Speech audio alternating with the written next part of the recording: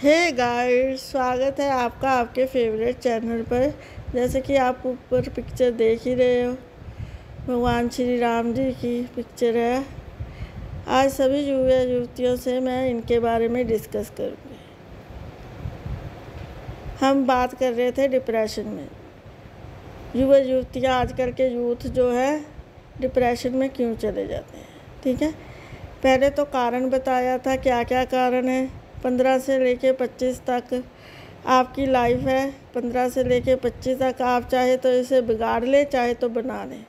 आजकल तो एआई का ज़माना है ना, तो आप बना भी सकते हो, बिगाड़ भी सकते हो, झंडू में भी गिर सकते हो। अगर झंडू में गिरे तो वहाँ से निकलना भी मुश्किल है। ठीक है, आपको तो लगता है 15 से 25 तक के यूथ को तो यही लगता है कि ज़िंदगी का नाम पार्टी और पिज़्ज़ा बर्गर ही है, मस्ती है, मज़े करो, गाने सुनो, यही लगता है ना। पर इसमें सभी यूथ नहीं आते। कुछ यूथ समझदार भी हैं, वो अपने आप को संभाल लेते हैं। उनका टारगेट, अपना लक्ष्य जो है, जो प्राप्त करना होता है, उसके लिए दिन रात एक कर देते हैं। ठीक है, कहने का मतलब ये है कि कुछ भी प्राप्त करने के लिए बहुत कुछ खोना भी पड़ता है। कुछ भी हासिल करना है। वो कहते हैं ना, एक कहावत है, without pain you could not gain anything. ठीक है, बिना मुश्किल के, दर्द के आप कुछ भी हासिल नहीं कर सकते। अगर आपको मुसीबत आती है, कष्ट आते हैं, तो इस पर घबराने की ज़रूरत नहीं है। इसको भगवान का प्रसाद समझकर स्वीकार करें। जिस दिन आपने ये सब समझ लिया ना कि दुख आए हैं, तो क्या हुआ, ये तो भगवान का आशीर्वाद है, तो आधी तो प्रॉब्लम आपकी वहीं ख़त्म हो जाती है। अभी मैं बताती हूँ कि मैंने भगवान श्री राम की पिक्चर क्यों डाली। मैं जब इनके जीवन के बारे में देखती हूँ, जब भगवान श्री राम के या कृष्ण के जीवन के बारे में सोचती हूँ, तो मैं सोचती हूँ ये तो भगवान थे, इनकी ज़िंदगी में इतने कष्ट थे, तो हम तो मनुष्य हैं, हम तो साधारण इंसान हैं।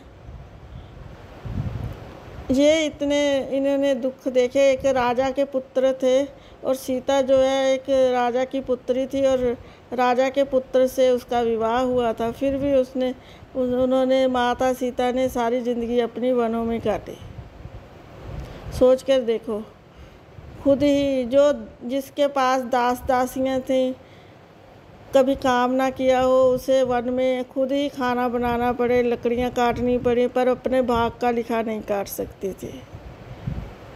जब देवी देवता नहीं अपने भाग का लिखा हुआ, कर्मों का लिखा मिटा सके, काट सके, तो हम क्या मनुष्य चीज़ है।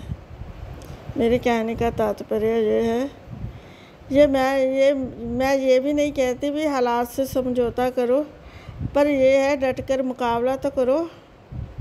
ठीक है, लड़ने से पहले हार मान लेना ये तो बुज़दिली है ना। समझौता मत करो। अब भगवान श्री राम को अचानक से वनवास हो गया। कल को तो उनका राज तिलक होना था, उनको खबर मिल गई, चलो भाई वनवास चलो, तुम्हारा टाइम हो गया वनवास जाने का। अब वो झगड़ा थोड़ी ना करेंगे कि नहीं मुझे तो राजा बनना है। उन्होंने अपने माता पिता का मान रखा, अपनी माँ का, अपने पिता का मान रखा। रघुकुल रीत सदा चली आए, प्राण जाए पर वचन न जाए। तो भगवान श्री राम कहते हैं कि जो पिताजी ने फैसला लिया है वो सही है, मैं करूँगा।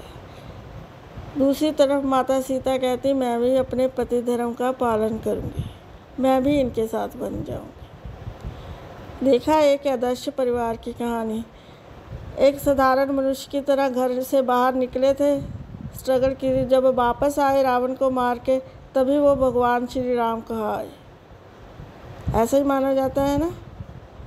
जब हम स्ट्रगल करते हैं, कुछ बड़ा हासिल करना होता है, तो बड़ी चीज़ को त्यागना भी पड़ता है। उन्होंने राज को त्याग दिया, महलों को त्याग दिया, तभी तो वो भगवान श्री राम कहाए। वापस आए तो लोगों ने उनकी पूजा अर्चना की, घिए के दिए चलाए।